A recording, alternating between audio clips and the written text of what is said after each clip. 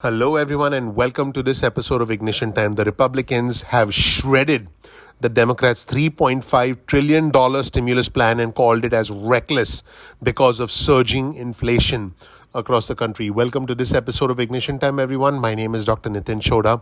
Welcome to this channel. The Ignition Time channel is about the country, the economy, as well as our money.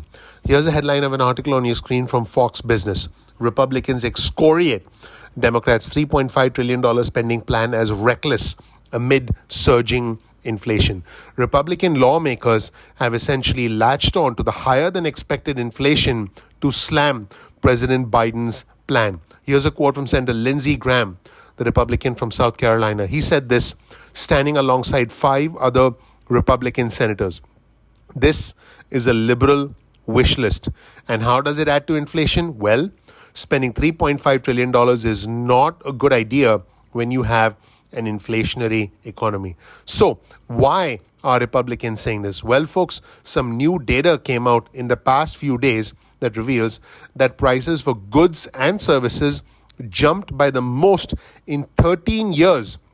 Because our economy is recovering, there's a significant demand for goods and services, and the supply cannot keep up with demand. People out there are spending, which means prices are going up. In fact, the Labor Department said that consumer prices rose 0.9% from May and 5.4% over the previous year. Now, excluding oil and gas prices, so-called core inflation jumped 4.5% over the past year. This is the largest increase since November of 1991. Republican lawmakers are blaming the $1.9 trillion American Rescue Plan that the Democrats passed in March without a single Republican vote that was signed into law by the president. And they said that these price hikes, these spikes, are causing major problems. In other words, they're saying, hey, so what if wages are increasing? If the cost of living is going up, if it's more expensive to buy food, to buy gas, then it really doesn't help the economy. Why do we need to spend more money? Here's a quote from Senator John Thune, the Republican from South Dakota. What we are talking about here is the largest expansion of government, the largest expansion in spending, and the largest tax increase literally in the history of the country.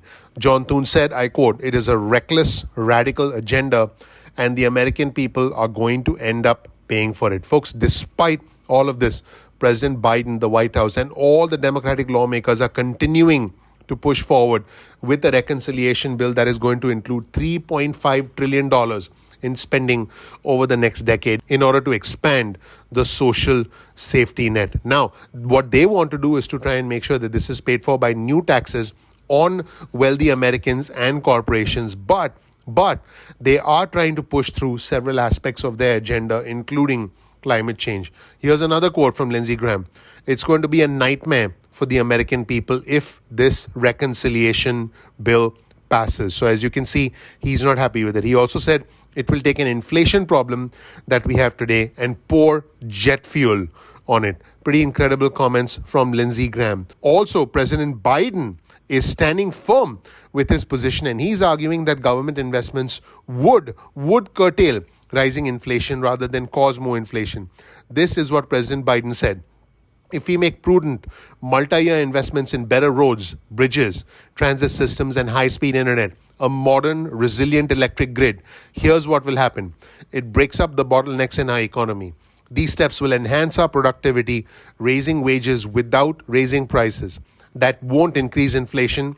It'll take the pressure off inflation." So what does the Federal Reserve Chairman Jerome Powell say about all this? He has mostly downplayed concerns about inflation, and he basically said that inflation could, I quote, "turn out to be higher and more persistent than we expect, but," he has said, "it's likely to be more transitory." In other words, it'll be high for some time and then it'll go away. Now, I want our viewers and subscribers to know that many investors are concerned that rising inflation could force the Federal Reserve to raise interest rates, and this in turn could lead to a decline in the stock market, could lead to an increase in borrowing costs, which means mortgage rates would go up, and this could lead to a cooling off of the housing market. However, Jerome Powell, who was testifying before Congress a few days ago, said that the economy is, I quote, "a ways away from where it needs to be in order for the United States Federal Reserve to begin unwinding some of the monetary policies, the ease of lending, and the low interest rates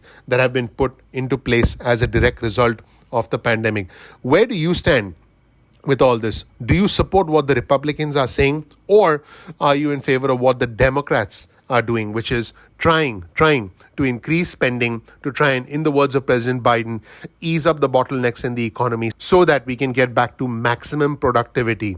Now, my goal for our viewers and subscribers is I want you to live the American dream. I believe that inflation is increasing, but it is likely to cool off because at the end of the day, all the trillions of dollars in massive stimulus, $6 trillion so far, that has been injected into the economy, all of this money essentially filled a massive hole that was created as a direct result of the pandemic. I believe the US economy is resilient, it is strong, and it can bounce back. However, it is going to be a bumpy road. I would rather overcompensate in this situation, and I would rather inject more stimulus into the economy, even if it leads to higher inflation, because without this stimulus, there is a chance that our economy could be permanently hampered. In fact, with all of the stimulus that has been injected so far, the economy is starting to bounce back. Do we need an additional $3.5 trillion in stimulus? No, we don't need it right away, but it will be helpful over the next 10 years. So I believe that the spending should be responsible, it shouldn't be haphazard, and it should be done in a very structured and organized way, which is what the Republicans want.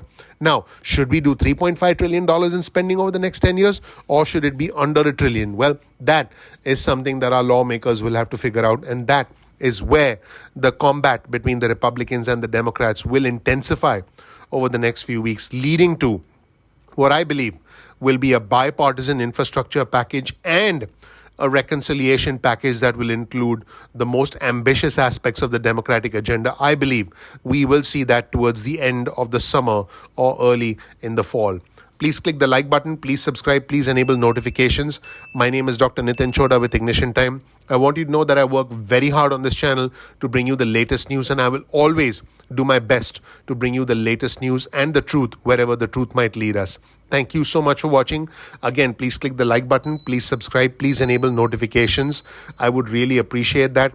This right here is my Twitter feed. Follow me on Twitter. You'll be able to keep up with the latest news stories and follow along on Twitter. This way you won't miss a single breaking news alert. Our Twitter handle is ignition_time. That's ignition_time.